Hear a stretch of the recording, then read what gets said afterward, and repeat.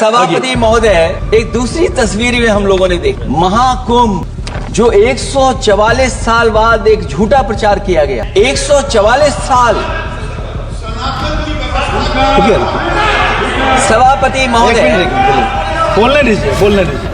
सभापति महोदय, कुछ पॉइंट रेज करा।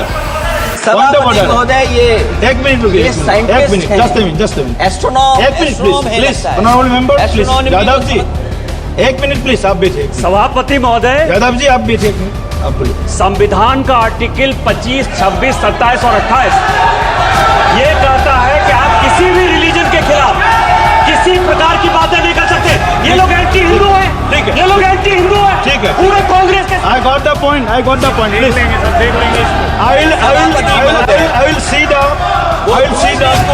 I will see.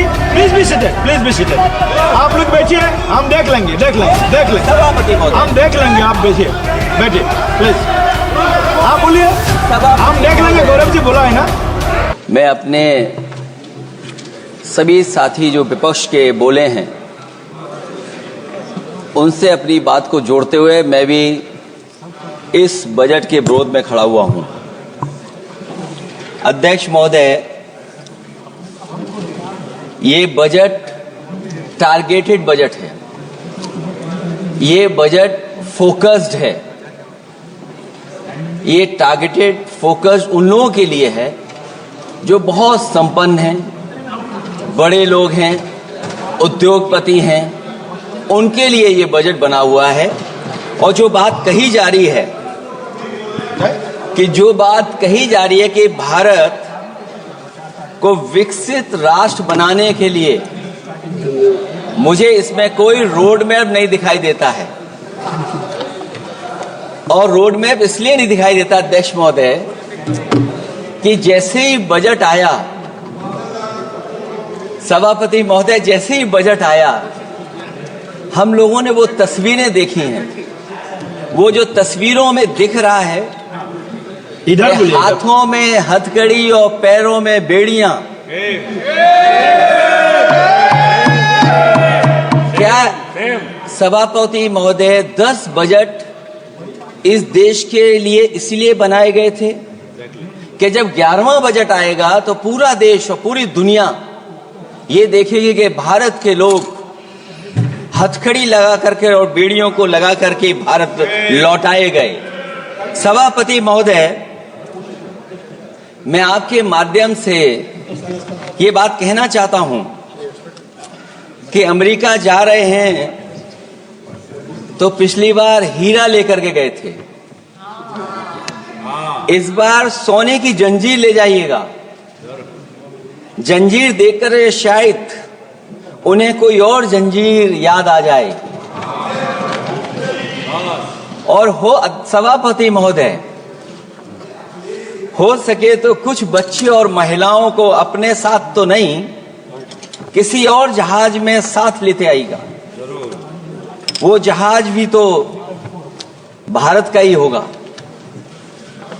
इतना हक तो उनका बनता ही है कि कम से कम दूसरों की ठगी से शिकार कुछ लोग तो बाइज्जत देश लौट सकें।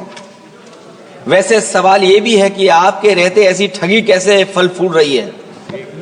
और सभापति महोदय, इस ठगी से सबसे ज्यादा अगर प्रभावित कहीं के लोग हैं तो वो गुजरात के प्रभावित लोग हैं।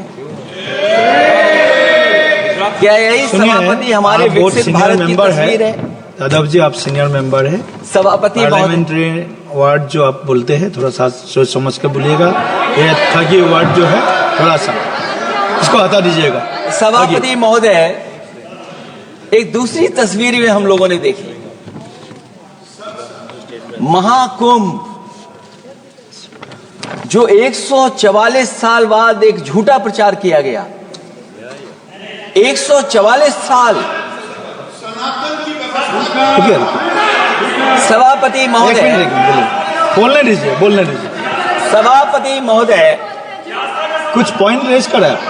सभापति महोदय, ये एक मिनट रुकिए, एक मिनट, जस्ट मिनट, एस्ट्रोनॉम, एक minute please, honourable member please, Yadav ji एक मिनट प्लीज, आप बैठिए। सभापति महोदय, यादव जी आप बैठिए, एक मिनट आप बोलिए। संविधान का आर्टिकल 25, 26, 27 और 28 ये कहता है कि आप किसी भी रिलीजन के खिलाफ किसी प्रकार की बातें नहीं कर सकते। ये लोग एंटी हिंदू हैं, ठीक है, ये लोग एंटी हिंदू हैं, ठीक है, पूरे कांग्रेस के I got the point. I got the point. Please. सब देख लेंगे इसको। I will see the.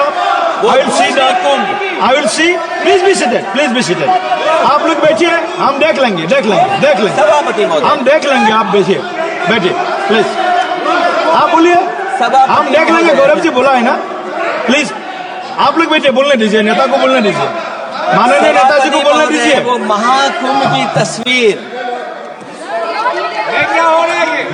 ये भड़काना चाहते हैं, ये भड़काना चाहते हैं, सभापति महोदय, ध्यान भड़काना चाहते हैं। एक मिनट, कोई आप भी ऐसा स्नान वर्ड करके नहीं आए हो। जो कोई भी आस्था के विरुद्ध में बोला है, आपको कोई उसको हटा अधिकार दीजिएगा। नहीं बनता है, आप स्नान करके नहीं आए हो। आपने स्नान नहीं किया कुंभ में। बोल दिया मैंने, सभापति बोल दिया महोदय, प्लीज। आप वो हटा दिया जाएगा, नहीं, हटा दिया नहीं। जाएगा उसको। सभापति महोदय, इन्होंने कुंभ में स्नान नहीं किया। आप इधर देखिए, शहर पर देखिए, उधर मत देखिए, शहर को संबोधन कीजिए। अगर फोटो आई होती तो मैं जैकेट वाली भी फोटो देख लेता। आपका कोई गलत फोटो दिख रहा है, सभापति महोदय, ऐसा लग रहा है। विकसित भारत की जो दूसरी तस्वीर देखी, जी, वो तस्वीर न केवल हम लोगों को दुख पहुंचाती है, बल्कि तमाम वो सनातन को स्वीकार करने वाले लोग, उनको दुख पहुंचाया होगा। सभापति महोदय, अगर लोग तकलीफ में रहे, परेशानी में रहे, और ये पहली बार हुआ होगा ऐसा कि लोग 300 किलोमीटर के जाम में फंस गए।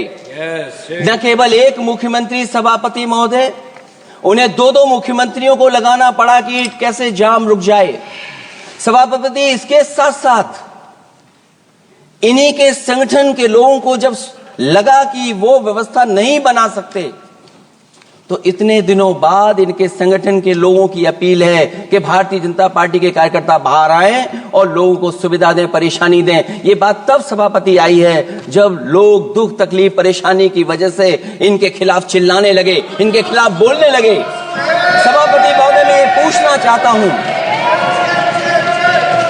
जिस स्नान के लिए प्रधानमंत्री गए हो, देश के राष्ट्रपति गए हो, उपराष्ट्रपति गए हो, मंत्री गए हो, क्या यही विकसित भारत की तस्वीर होगी जिसमें आप ट्रैफिक मैनेज नहीं कर पा रहे हैं? आप हर शहर में ये कहा गया कि कोई शहर से निकले नहीं, सब के सब वहीं पर रुक जाएं, आगे नहीं जा सकते, दर्शन नहीं कर सकते। अगर ये सच्चाई नहीं है सभापति महोदय, सब बॉर्डर सील हुए हैं, जितना भारत के लोग सब बॉर्डर सील हुए हैं, और फिर चांद पर पहुंचने का क्या फायदा जब जमीन की समस्याएं न दिखती हों आपको, जमीन की समस्याएं न दिखती हों। और सभापति महोदय, मैं सरकार से जानना चाहता हूं, वो ड्रोन कहां हैं? वो जो डिजिटल इंडिया की बात कही गई थी, वो कहां है? जो लोग अभी तक इस बात की डिजिट नहीं दे पा रहे हैं कि कितने लोगों की जान गई है, कितने लोग वहां पर खो गए हैं। सभापति महोदय, इधर विज्ञापन और कार्टूनों की बड़ी चर्चा हो रही थी। मुझे याद है कि एक दिन मैंने अखबार देखा, अंग्रेजी अखबार, और मैं समझता हूं ये माननीय सदस्य जितने लोग रहे होंगे उन्होंने वो अखबार जरूर देखा होगा, न्यूज़पेपर, और उसके फ्रंट पेज पर एक विज्ञापन था, और उस विज्ञापन की जो तस्वीर थी उसमें एक जानवर, मुझे पहचान में नहीं आ रहा, वो शायद गधा रहा होगा, वो जेल के अंदर है।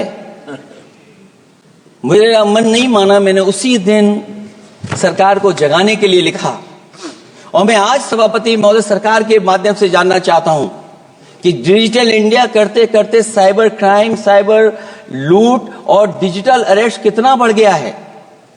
और जो विज्ञापन दिया था, इस जानकारी के बाद वो विज्ञापन दोबारा अखबार में नहीं आया। वो विज्ञापन की तस्वीर मैं नहीं दिखा सकता हूं, मैं समझता हूं माननीय मंत्री जी उस विज्ञापन को जानते होंगे और देखा होगा उन्होंने।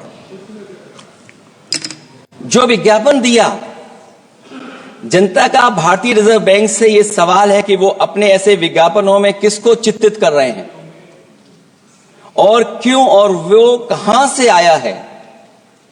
क्या यह कोई प्रतीकात्मक चित्रण है? यदि हां तो वो जानवर किसका प्रतीक है? क्या उस सिस्टम का जिसके कंधे पर स्वच्छ और सुरक्षित बैंकिंग की नैतिक जिम्मेदारी है, या उस मंत्रालय का जिसको सुरक्षित बैंकिंग का दायित्व निभाना चाहिए? अगर ये चित्रण जनता को दिखाना चाह रहा है कि ये बहुत ही अनैतिक भी है, जनता इसके लिए मानहानि का दावा भी कर सकती है। अगर आरबीआई यही दिखाना चाह रहा है तो आप अपने खाता धारकों के प्रति बैंक का ऐसा नकारात्मक रवैया न केवल आपत्तिजनक है बल्कि घोर निंदनीय भी है। INDC नेटवर्क, बदलते भारत के साथ।